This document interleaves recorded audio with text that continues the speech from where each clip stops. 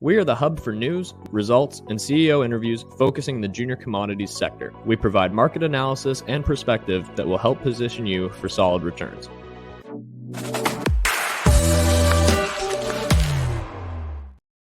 Good morning, everyone. Welcome to the Market Mindset and Stock Talk. Today, we're talking about the bank crisis, as well as this is a pre-recording, so we're actually hours away from the new rate numbers to see, are we staying flat? Are we going up 25 basis points? I don't think we're going down, but I don't think we're going down either. No, and you know what? We could be surprised, but I don't feel or see like good news is in the future. I think we've got more pain to go through. But you know, trying to tell the future off of those in charge, it's pretty tough. But they've got some decisions to make, that's for sure. Yeah, and we're gonna try to read the tea leaves a little bit, but it's not surprising that, you know, economists and analysts are divided on what the best kind of path forward is, because you and I have talked about this off air, and we can't even really decide what the quote unquote best path forward is going to be, because it's a damned if you do, damned if you don't kind of situation. You know, like, you're gonna try to curb inflation with its increased, you know, rate hikes is still the plan, I think, and that's, you know, what the majority of kind of the major banks are projecting. There's a good breakdown on a BNN article that we'll have linked to the video here, where a majority of the major banks in the U.S. are suggesting a 25 basis point increase, while like Goldman Sachs and Wells Fargo are saying like stay flat, let's pause, let's not increase at this time. And, you know, saying the reasoning behind that, you should be pulling off and not putting additional pressure on the banks because they might be struggling a bit. We'll get into, you know, a large number of banks that could potentially be failing. So it's a very interesting situation that you kind of have to be very careful what you do. It's like you're making a very specific recipe, and you don't want to over include too many ingredients, or the whole cake could blow up in your face, sort of thing. Yes, and it comes together with a lot of, you know, say the alternative news and journalism compared to mainstream news and media. All of this stuff comes together, because if you listen just to your mainstream news, you'd think, oh no, they've got this under control.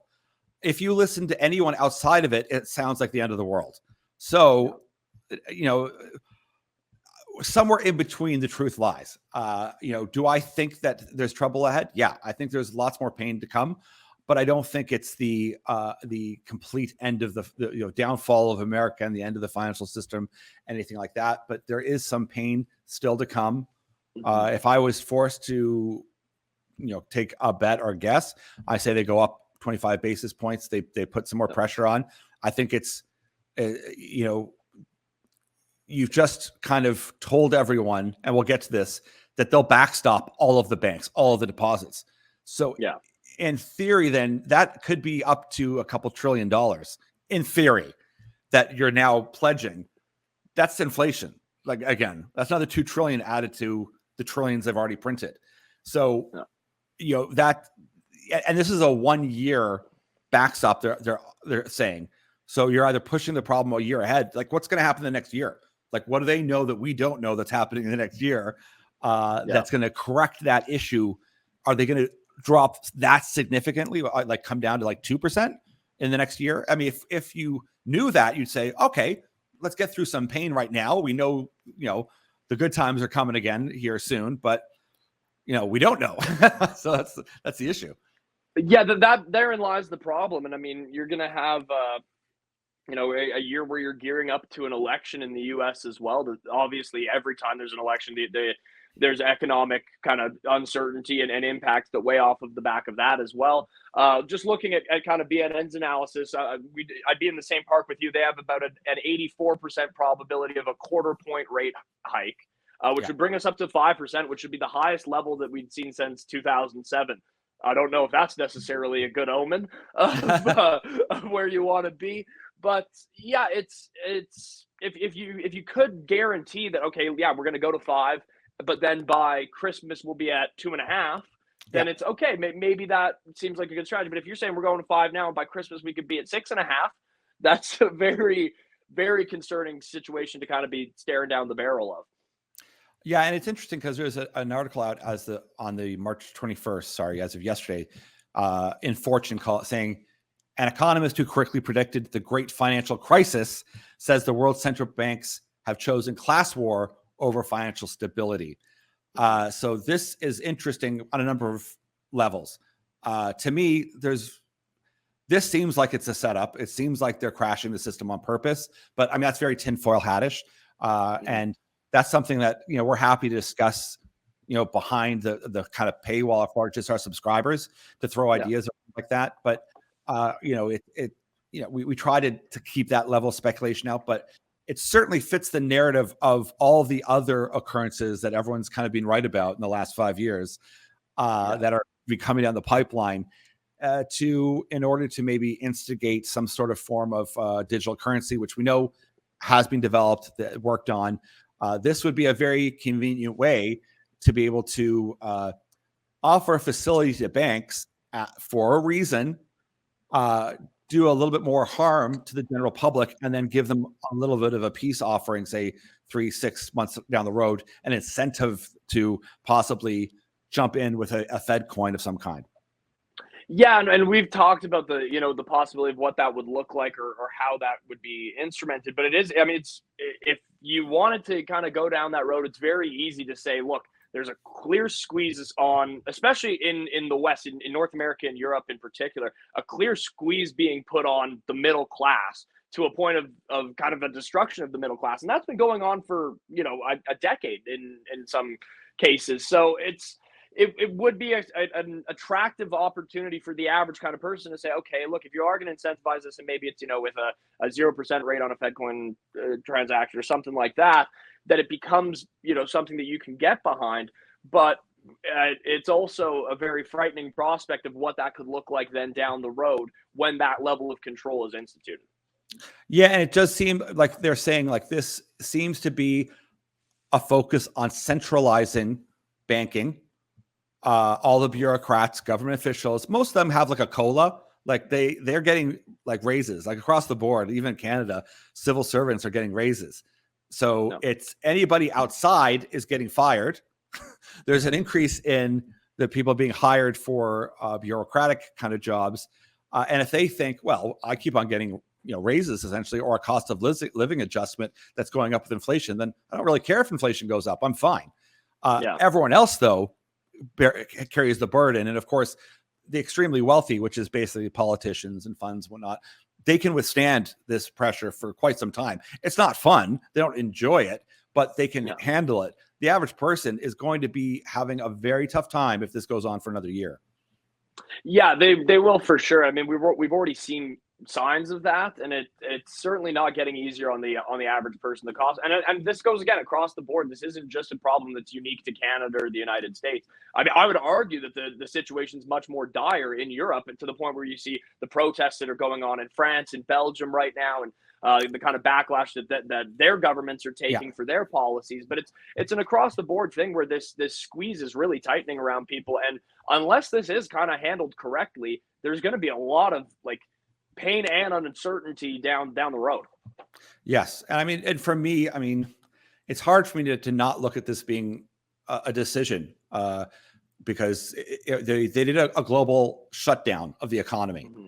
And we can look back at all the data to realize there's lots of people saying that they didn't need to do that, and they didn't need to do it. And we know now from all the data out, they didn't need to do that.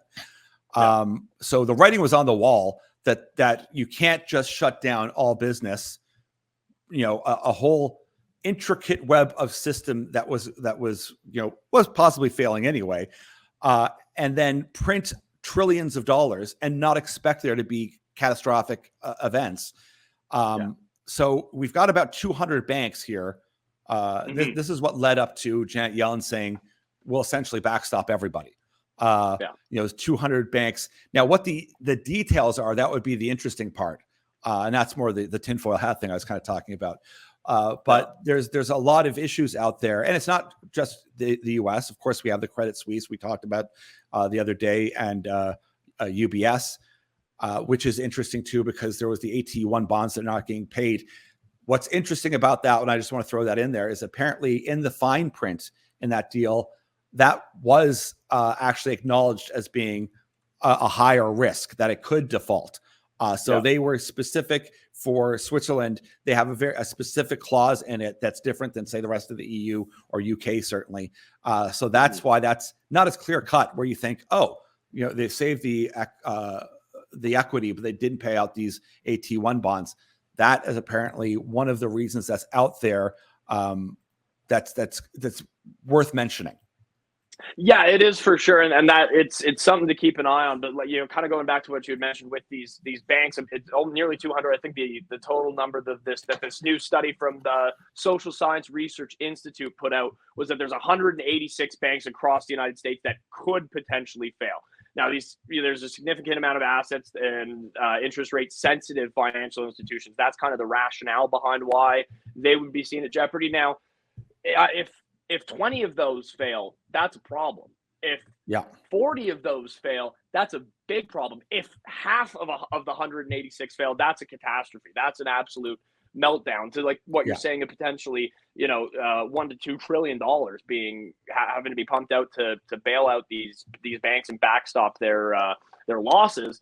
That's what the kind of real scary side of it is when you look at, okay, if the dominoes do start to fall, that becomes and I mean that's I think why they're stepping up and saying, look, we're going to backstop this, because they know if it goes sideways that it's a total calamity.